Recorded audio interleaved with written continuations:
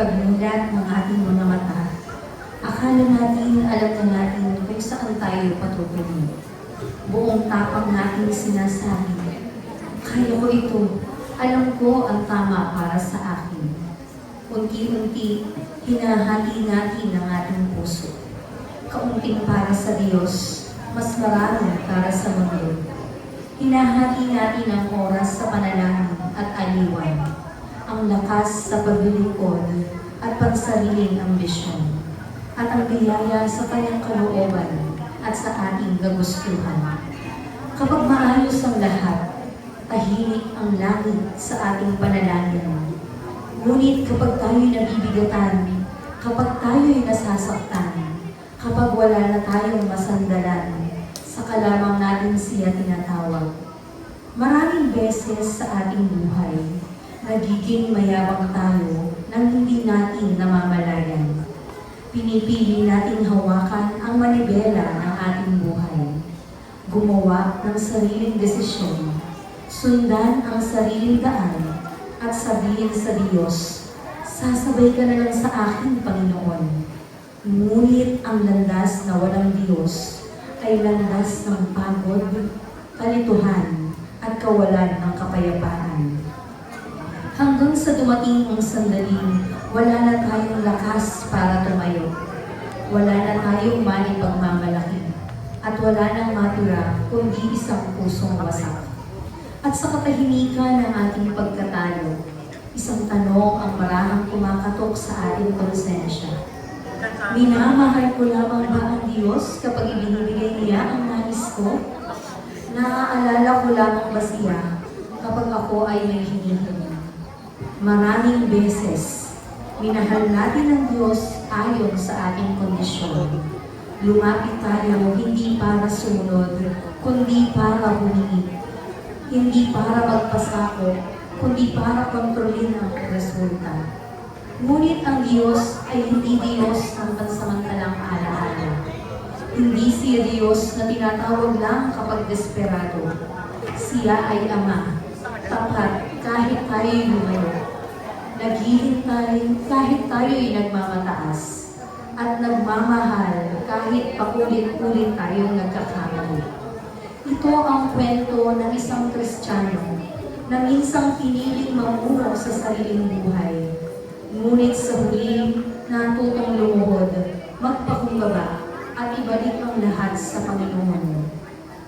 Dahil ang pusong tunay na nagmamahal sa Diyos ay hindi nahahati. Ito ang pusong lubos na sumusuko. General Ward, may practice po tayo!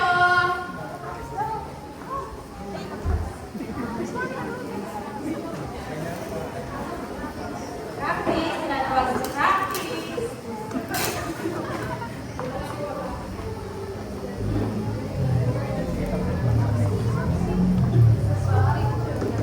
Bawat pikadin na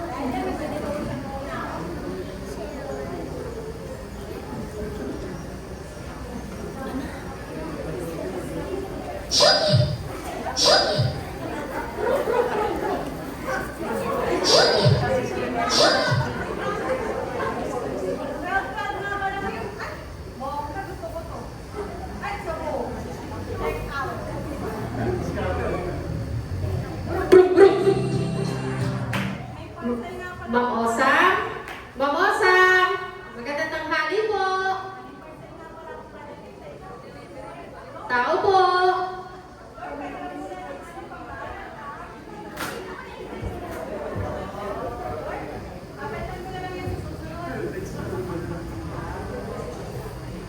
Ma'am Osam, magandang tanghali po. Ito po yung JNT delivery po natin.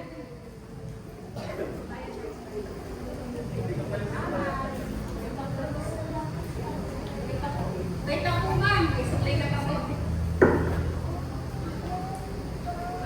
Ito po ma'am. Pwede po ba ma'am na magpa-picture po muna ma'am? Ito po, delivery lang po. Okay, sige.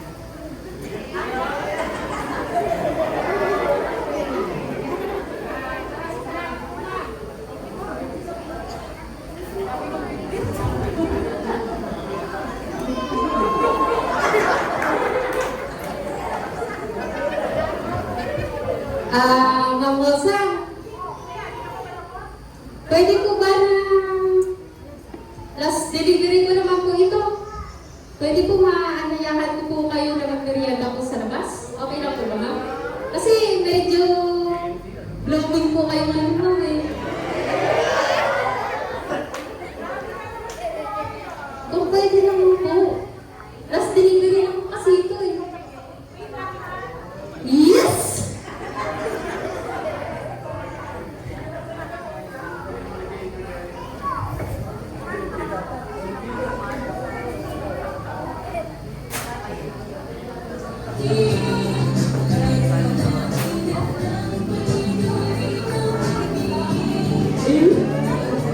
Pili, oo.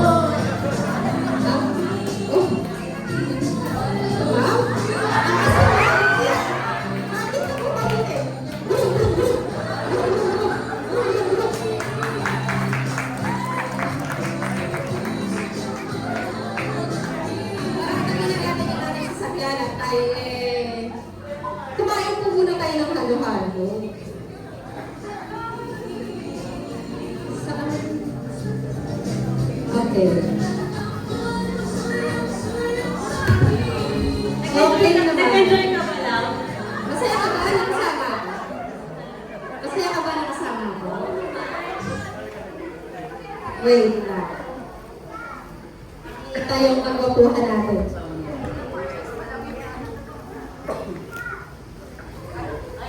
Ganda mo. Ano ba pinagkakabalaan mo ngayon? Nakakabali ba ako sa akin?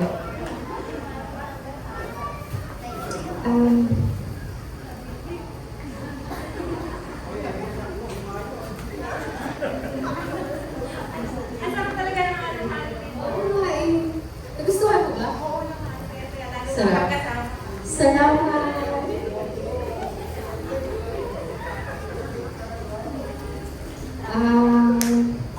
Mukha yatang kulang pa yung binibigay mo pagmamahal sa akin. Hindi pa ba sapat? Oo. Wait lang, may surprise ako sa'yo. Okay, sige. Hintayin ko yan ah.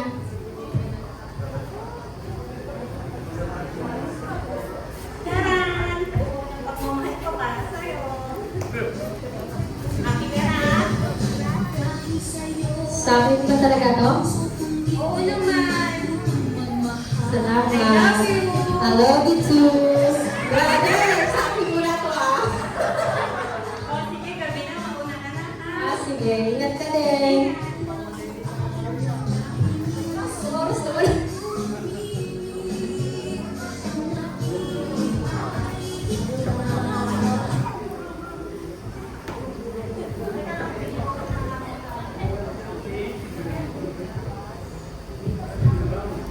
Lord, thank you. Ang bait-bait mo talaga sa akin. Salamat sa Pogi Jowa. Kayaan mo, aalagaan ko siya. Ibibigay ko ang buong pagmamahal ko para sa kanya. Yeah. Osam! Osam!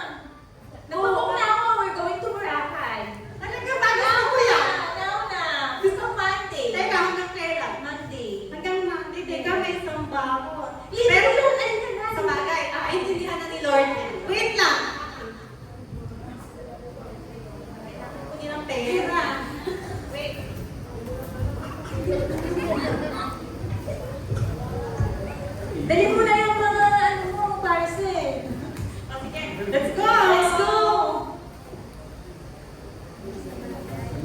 Sige, tayo may maswerte. Bilisan mo na, gusto ko magsabi. Sa tuloy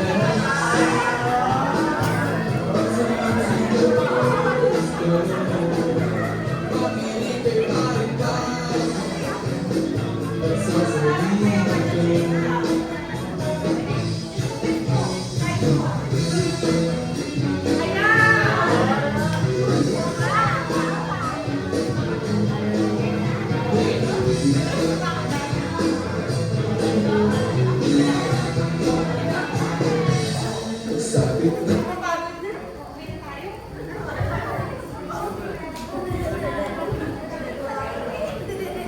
Ay, nakakapagod ng araw. Tao po! O, saan? Aba. Teka nga, ilang araw na ako napupunta dito, ay wala ka lagi. Alam ko yung nariyan ka. Hoy, Osam, nabalitaan ko kung saan ka nagpupunta, nagbora ka ba?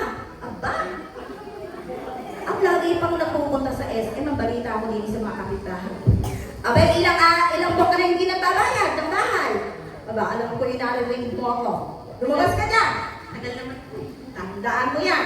Sabi ko sa'yo, pag hindi ka nagbayad, sa susunod, pupunta ako dito, may kasamang pulis. Tandaan mo yan. Babalik ako at pag 2026 na, tsak na wala ka na dyan sa bahay. Ano kang ginawa kung di Meow! Ala kang ginawa mo ba? Kundi magpasarap ng buhay, ang iyong upo sa bahay, hindi mo binabayaran. Ano ka ba? Osa, tandaan mo yan ha. Pagpunta ka dito, kasama mo na yung pulis. Si Bato de la Rosa. Kaya yata tatago rin yata yun. Wala naman sa Aling Judith. Mukhang wala na. Ay, wala na akong pera. Kailangan akong maghanap ng trabaho. Tanggal pa kasi ako sa trabaho, nakakagana ako. Kaya makakagana.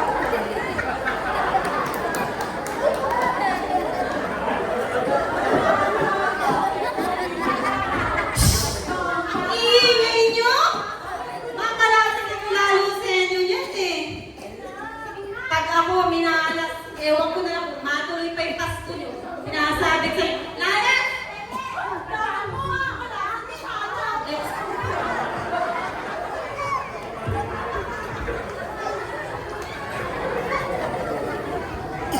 Bakit ka pwedeng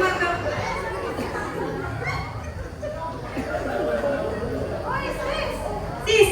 Ay, sis! Oo nga, nabimiss ko na rin sumambay. Tagal na namin din nakakasama sa church. Miss ka na namin. Nabimiss ko na nga rin eh. Naging busy lang masyado. Kung nakadalaga. Eh, ano ba ginagawa mo? Nakahanap pa ako ng bagong trabaho. Ayoko na kasi sa dati kong trabaho.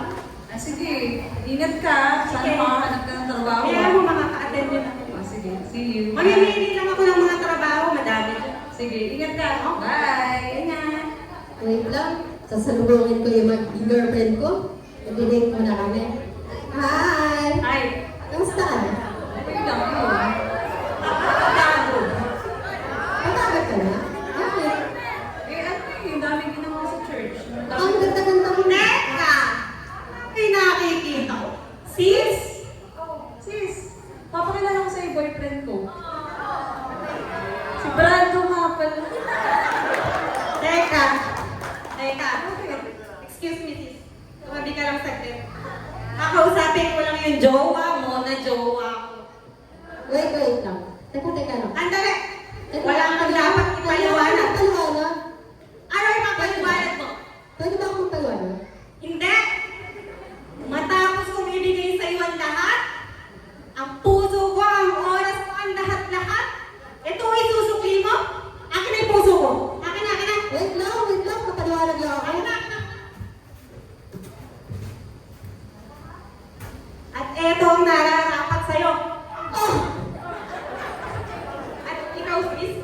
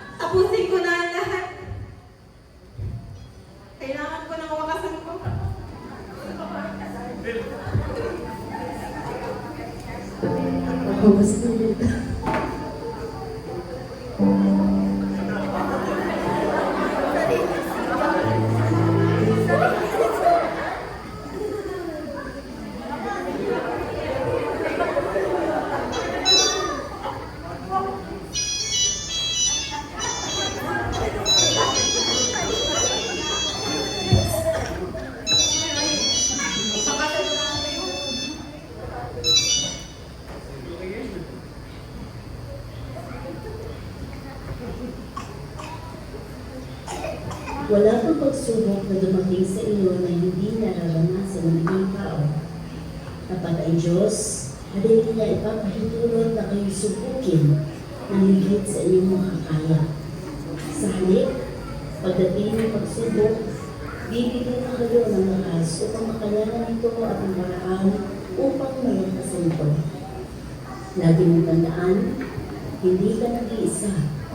Mahal ka ng Diyos. Miss ka na namin si Sir Osang. Sana makasama ka na namin sa pagsamba. See you on Sunday.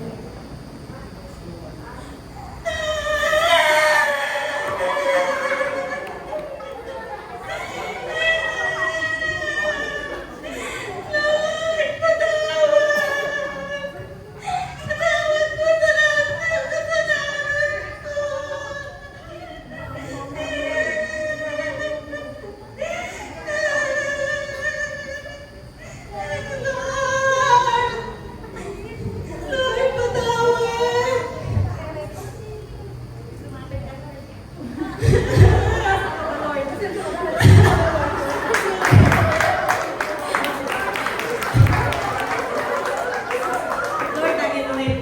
Lord!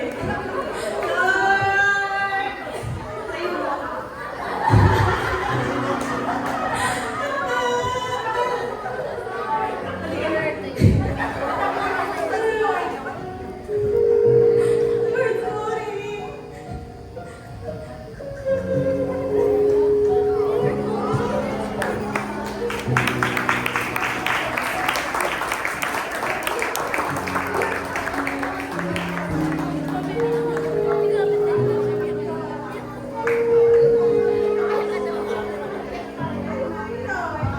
Verse 3, I have loved you with an everlasting love. Sa lahat ng sugat, pagkakamali, at panahong akala mo'y nag-iisa ka, narin ang Diyos, tahimik, tapat, at hindi umaalis. Kapag pagod ka na, at pakiramdam mo'y wala ng lakas para ipaglaban ang bukas, tandaan mo ito. Minahal ka niya bago ka pa masugatan. Minahal ka niya kahit wasa ka ngayon, at mamahalin ka niya hanggang sa muli kang makabangon. Ang kanyang pag-ibig ay hindi sumusuko, hindi napapagod, at hindi kailanman nagwawakas. May bukas pa, may pag-asa pa, dahil mahal ka ng Diyos magpakailanman.